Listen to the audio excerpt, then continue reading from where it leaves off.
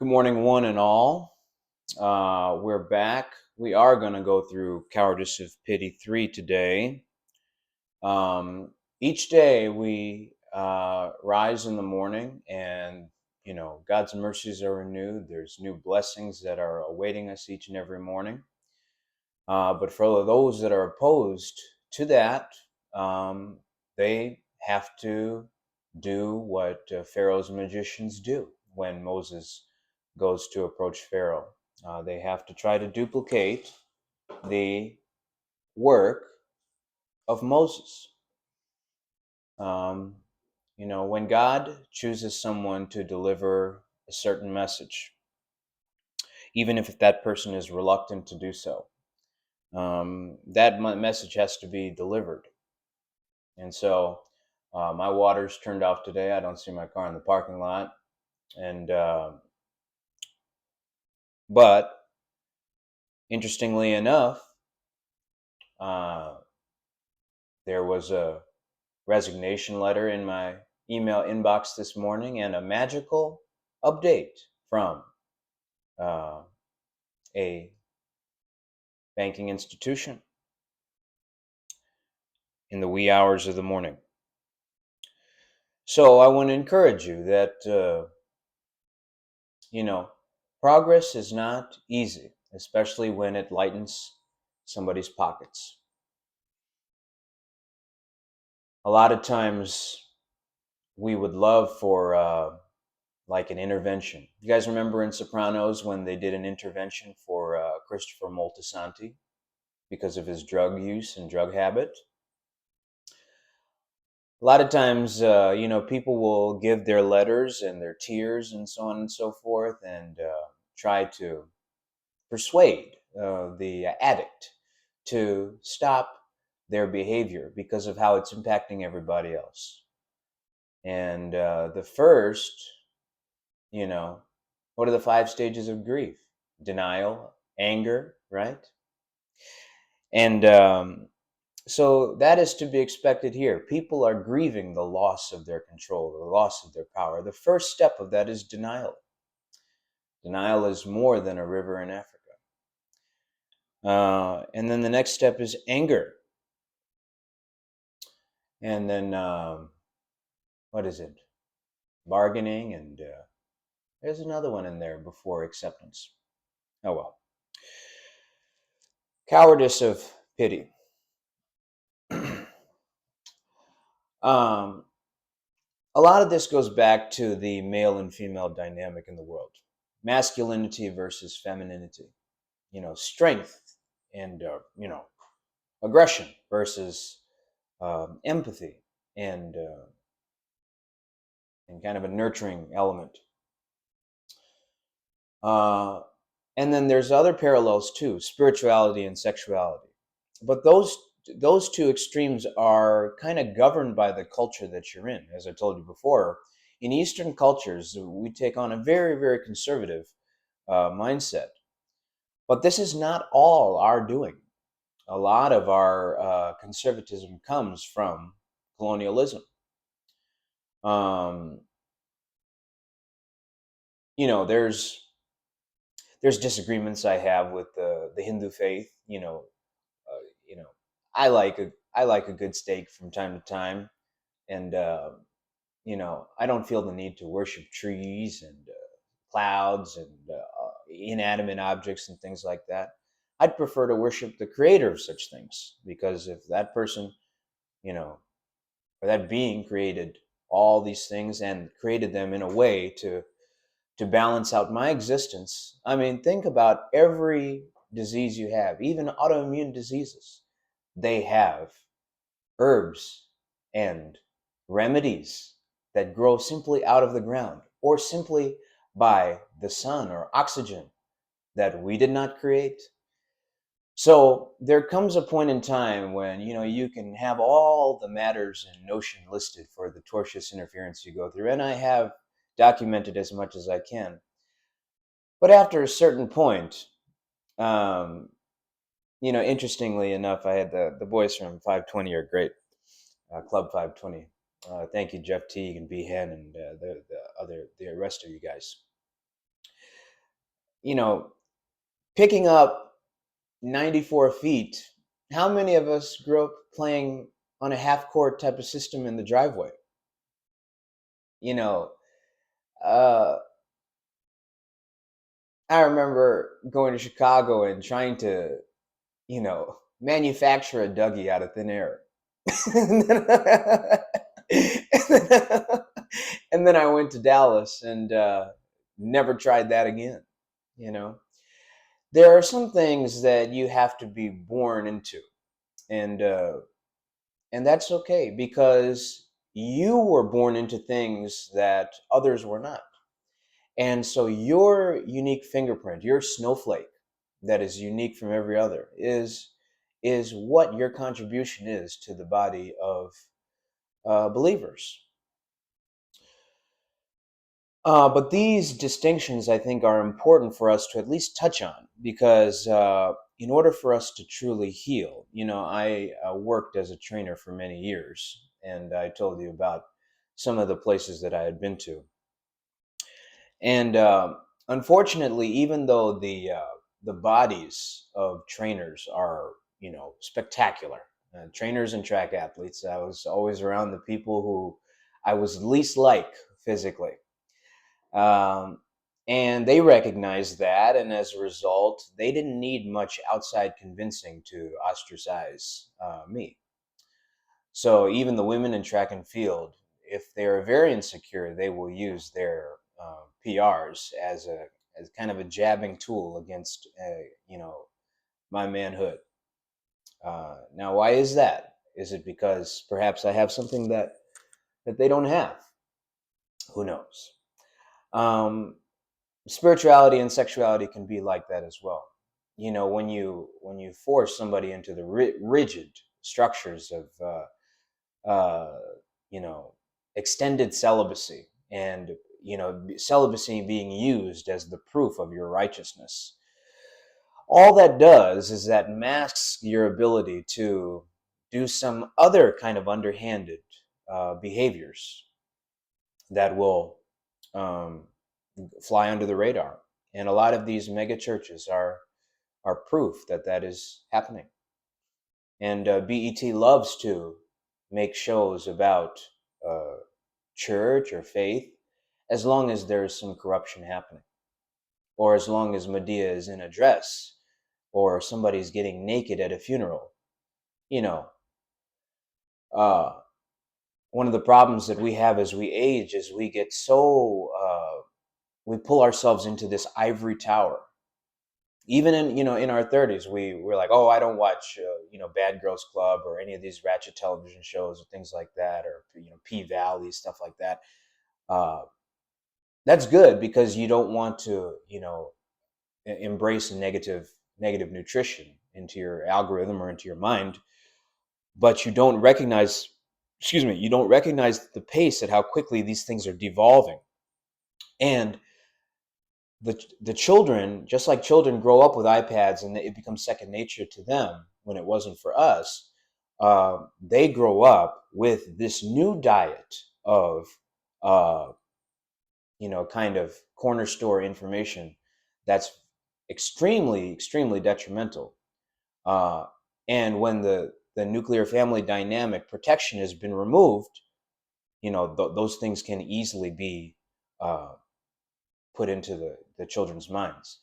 So it's a weird balance we have to have between being in the world but not being of the world. So there's never a point where we can really take our foot off the gas when it comes to combating these things.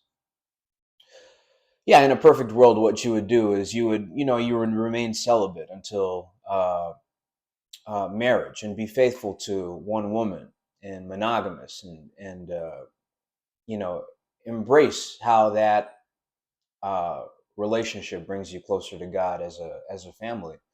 And to the best of my knowledge, that's how I was raised. And you only really have a responsibility to raise your children to 18, and then you don't have a responsibility to be like responsible for their needs. The problem is that some people like to have, that freedom to remove responsibility for somebody's needs, but also still tell them what to do. And when you remove responsibility, you also remove authority. You see what I'm saying? So compound interest in that sense, I have some questions about those things because um, that's a bit like uh, the debt that record labels put artists in. If you make $1 million and you signed a $250,000 whatever, and your revenue is only 10% of the $1 million, you still owe 150,000 even if you sold 1 million. You know what I mean? So inventing new bills, uh, that isn't that what sharecropping was at the end of the Civil War? Technically, even after Juneteenth, the slaves were free, but where could they go? What could they do? And what were vagrancy laws? Why don't we have sheriffs and marshals as the only authority? What was the 13th Amendment all about? Okay. And I'm no legal expert, as I told you before. These things I'm learning on the fly. I have about maybe a few hours left of internet access. Um, and, I really don't want to be the guy that has to keep testing my faith in the Lord. How far from the boat can I get to meet Jesus on the water in the storm? I look at the wind and I look at the waves and, all that type of stuff. But how can I say, look to the Lord if I'm not at least trying to walk in that direction? And so this is where I have my cake and eat it too. So Texas Movement Media is my form of preaching without action because, I'm handcuffed in a lot of ways. Give us us free, right? Uh, so at the very least, I want to cover what my diaspora's boys needed 30 years ago. I got a lot of privileges because I was born with a lighter hue. I was given a recessive gene of eye color and a two-parent household that prioritized the work of the Lord and a strong academic foundation. And like the Divine Nine and the elites, Prince Hall, all those secret societies in the Black community, there was a certain self-righteousness that came with that. Well, we gave you this and we gave you this. Why do you ask for more?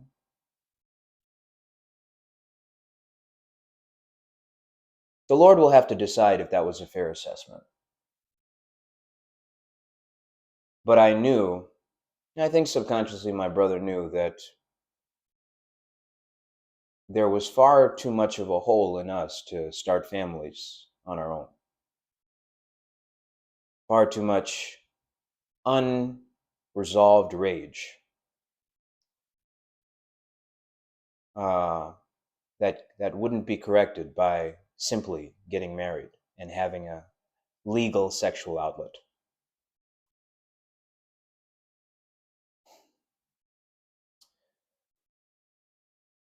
Do you ever notice that the church does not combat feminism directly?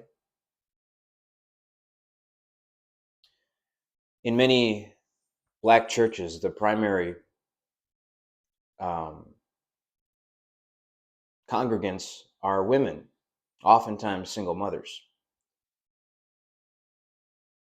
And in marriages, usually over time, the woman will observe, because of her weaker physical status, the weaknesses of the man in charge.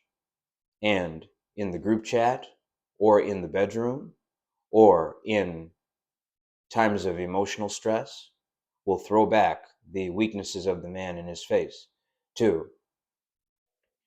accomplish her goal of taking him down a peg or hurting him to the point of his visible weakness. And how can you avoid these things? Avon Barksdale said, how can you never be slow or never be late? This is the uh, stress of masculinity, manhood. And it's no surprise that men die earlier than women. The fear of the wife because of scarcity. We have an emotional scarcity, a lot of times because of our own unresolved trauma. And those traumas are well orchestrated and architected. And,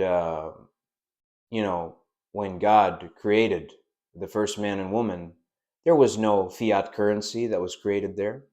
Everything was provided in the Garden of Eden. Animals, a job, and fruit and herbs to eat. So where we're living now is the byproduct of systems that were designed by men. And those systems are designed to distract us from connecting with our Creator in the most deep way. As I said before, and I say publicly to the Lord, Lord, I'm tired of operating only by faith.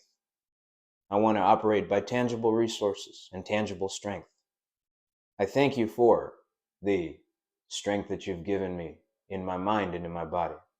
I thank you for the strength you've given me in my lineage, in my people.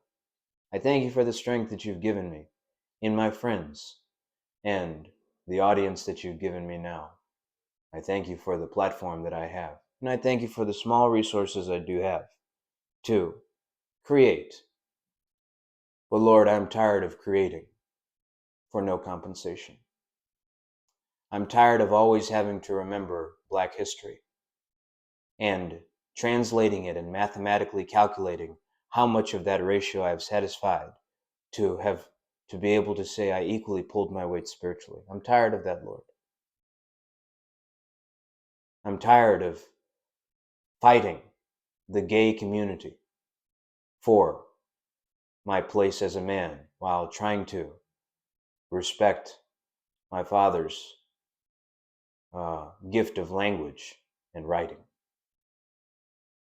I'm tired of fighting my women for my right as leader in the home when God instructed us to do it that way. I'm tired of sacrificing my needs because of my brother's unwillingness to take action. I'm tired of being afraid of being called Jacob, the trickster.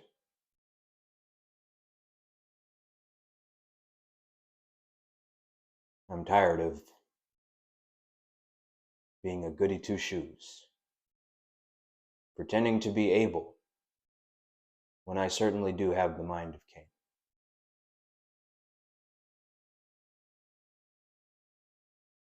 I'm tired of playing small in a world where you told me to have dominion.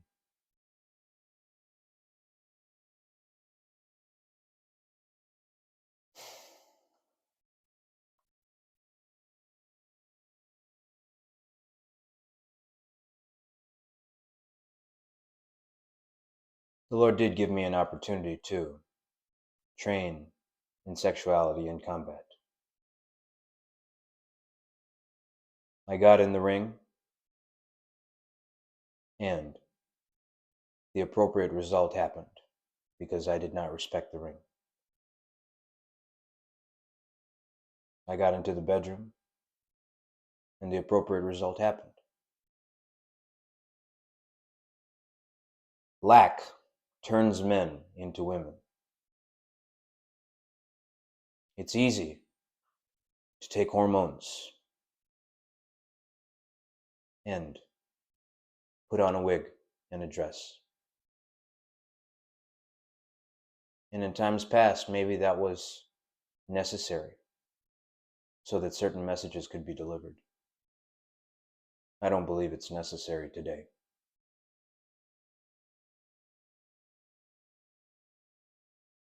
Jay-Z and many others have said jealousy is a female trait. I don't want to be jealous of any man. I believe that in any neutral circumstance, I've worked hard enough to be compensated fairly. And it saddens me that my children are possibly afraid because of what is happening to me. The Jews know I have a responsibility to my children, and that any deviation from appropriate delivery of the message, including my screams in terror or my tears in pain, or my depression, or my fatigue. All of that reflects upon my children. Every instance of impotence breeds misery. And what happens when we have to confront these truths? We have to grieve, don't we? And what is the first step of grief? It is denial, and then anger. So when we're angry, what do? We resort to our crutches. Maybe it's alcohol. Maybe it's marijuana. Maybe it's a harder form of drugs. Maybe it's sex. Maybe it's the Bible itself. Manipulating the Bible so that you can feel you have some authority. Isn't that what our seminaries are today? Isn't that what white 501c3 operations are today? Should Houston have suffered during Katrina? Should any African American neighborhood be in poverty? I cannot drive a Bentley if my brother's vehicle has been towed.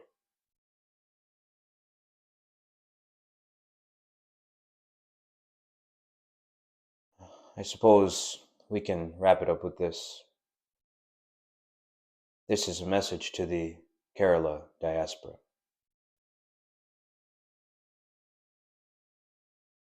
When you age and you come to the end of your life, you have a lot more time on your hands. And in that time, you look back on the decisions you made in your life, and you may have some regrets.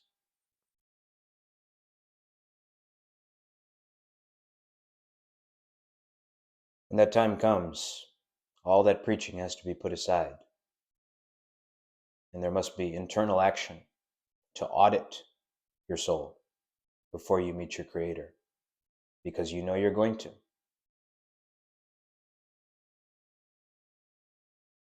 The final suicide bombing or cyanide capsule that a first-generation parent takes to hurt their children is a denial of their inheritance, both financially and spiritually.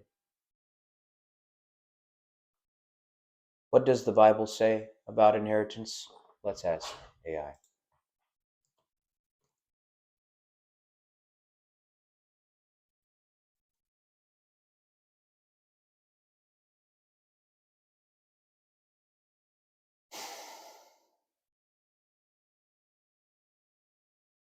The Bible encourages leaving an inheritance to children and grandchildren as a mark of wisdom and provision, while warning against greed over earthly wealth. Proverbs 13:22 states, "A good man leaves an inheritance to his children's children, but the sinner's wealth is laid up for the righteous," highlighting generational blessing through stewardship. Old Testament laws detailed inheritance rules, such as the firstborn son receiving a double portion, which is in Deuteronomy 21:15 and 7 through 17, and provisions for daughters or kin if no sons existed, which is in Numbers 27:8. Jesus addresses inheritance in Luke 12:13 through 21, where a man demands his share, prompting a parable, warning against hoarding riches, as rich toward God matters toward material gain.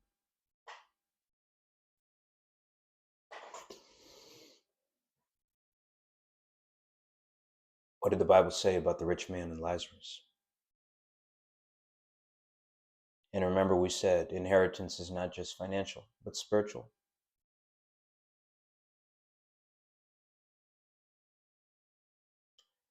Every moment that the Lord no longer speaks to you, when you wield the stick is a double-edged sword. I don't want to wield the stick. It frightens me very much. But the children coming after me need to know how to wield the stick if the Lord tells them that they must. Remember when Elijah was fatigued, the Lord said, "What are you doing here, Elijah? I have reserved 7,000 who have not bowed before Baal. And I have given you 3 replacements. Hazael, I believe Jehu, and Elisha. Our replacements are already prepared by the Lord. None of us is an eternal king. We need to be wise with our time on the throne, knowing that at any moment, the Lord can give our job to somebody else. Be wise with your talents today, children. Steward them well, and the Lord will reward you. And take the lessons from the past so we do not repeat their mistakes. We'll see you next time.